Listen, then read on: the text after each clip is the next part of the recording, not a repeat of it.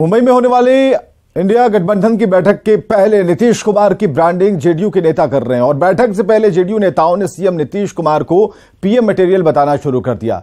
JDU नेताओं का कहना है कि सीएम नीतीश में पीएम बनने के सारे गुण मौजूद हैं। देखिए, हम लोग की पार्टी का मानना शुरू से है कि माननीय नीतीश कुमार जी मुख्यमंत्री बिहार तो पीएम मटेरियल हैं, इसमें कोई शक नहीं, लेकिन वहाँ पर सबकी सहमति से निर्णय लिए जाएंगे और जो भी निर्णय लिए जाएंगे उसके बारे में पहले से कह पाना कि कौन से निर्णय लिए जाएंगे वो उचित नहीं होगा। मैं तो कहा कि नीतीश कुमार जी की कोई इच्छा नहीं है।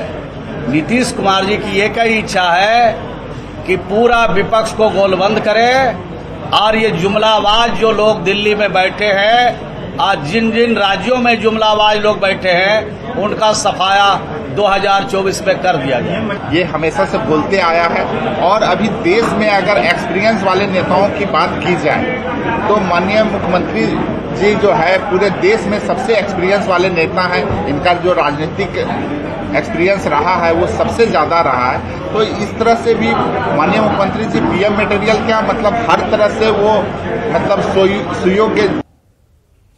और इस वक्त की बड़ी खबर, जेडीयू एमएलसी पर ईडी का शिकंजा। ईडी की टीम पूछताछ कर रही है। जेडीयू के एमएलसी से मंगलवार को ईडी का नोटिस जारी हुआ था।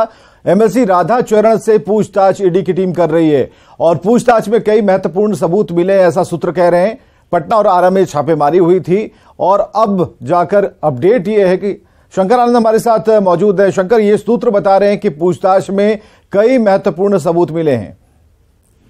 निश्चित तौर पे कहा जा सकता है कि जिस तरह से केंद्रीय जांच एजेंसी ईडी के द्वारा इस मामले में तफ्तीश की जा रही है और जिस तरह से इसी मामले में पिछले कुछ समय पहले एक सर्च ऑपरेशन को अंजाम दिया गया था और उसी सर्च ऑपरेशन के दौरान बिहार के कई लोकेशन से कई सैंड माफियाओं के खिलाफ इस ऑपरेशन को अंजाम दिया गया था और उस वक्त में जो तमाम सबूतों को इकट्ठा किया गया था उसी मामले पर आगे की पड़ताल के लिए जेडीयू पार्टी से जुड़े हुए नेता राधा चरण उर्फ सेठ जी को पूछताछ के लिए बुलाया गया है और ईडी के जो अधिकारी हैं इस मामले में जानने का प्रयास कर रहे हैं कि किस तरह से मनी लॉन्ड्रिंग के मामले को अंजाम दिया गया। जिस तरह से करोड़ रुपए के मनी लॉन्ड्रिंग का यह मामला है तो इस मामले में इनसे विस्तार से पूछताछ की जाएगी।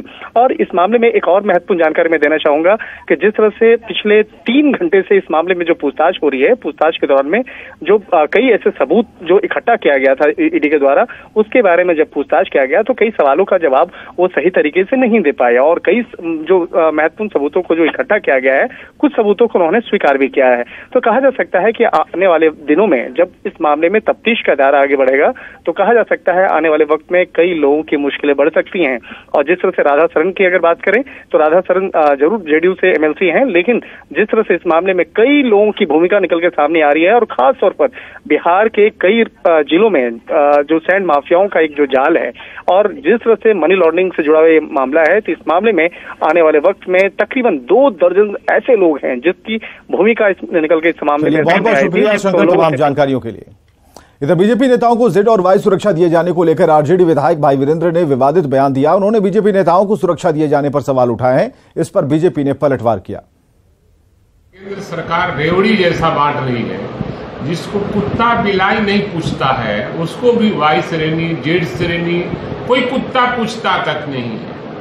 तो ये लोग को मंगनी का रेवड़ी मिल रहा है, सब लोग मिलकर खा रहे हैं, देश की परिसंपत्तियों को बेच रहे हैं और जनता के गाड़ी कमाई का पैसा लुटवा रहे हैं, लूट रहे हैं। और इस तरह के जो संस्कारहीन लोग होते हैं, जिनके पास संस्कार नहीं होता है, वो संवैधानिक पद पर बैठे व्यक्ति का सम्मान नहीं करता है। वही बालू माफिया लोग है ना। शिक्षा विभाग के नए फरमान को लेकर जमकर सियासत शुरू हो गई है। विभाग ने दुर्गा पूजा, छठ और दीपावली की छुट्टी रद्द कर दी है तो जितिया, तीज, जन्माष्टमी, चित्रगुप्त पूजा और भैया दूज की भी छुट्टी रद्द कर दी। के पाठक के आदेश पर शिक्षक भड़क गए हैं। हिंदू धर्म की भावनाओं से खिलवाड़ का आरोप लगाया है। शिक्षकों ने हिंदुओं के पर्व की छुट्टी रद्द करने पर नाराजगी जताते हुए आंदोलन की चेतावनी दी।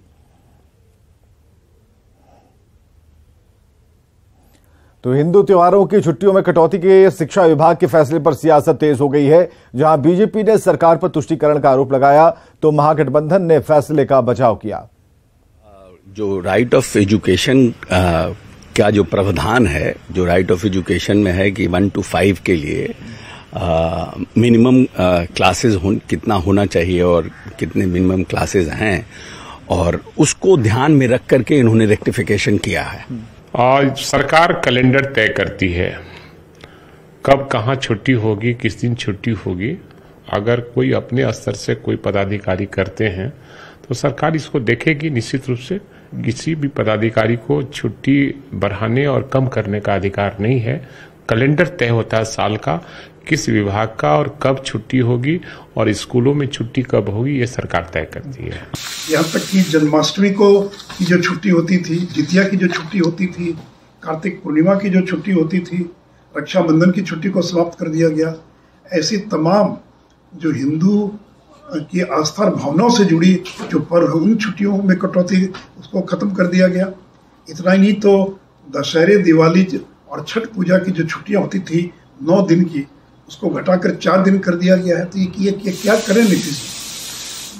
चेहलुम की छुट्टी वर्तमान है, विद्यमान है, मोहम्मद साहब के जन्मदिन पर छुट्टी है, हम उसका विरोध नहीं करते, वो छुट्टी भी रहनी चाहिए।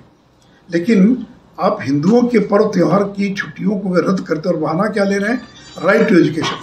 तो राइट टू एजुकेशन एक्ट की धारा 47 में ये भी कहा गया है, 27 में, कि गैर शैक्षणिक कार्यों में शिक्षकों को नहीं लगाया जाएगा। अभी बिहार में जातीय गणना हुई, ये शैक्षणिक कार्य है क्या? आपने 2 महीना शिक्षकों को लगा दिया उस काम के अंदर।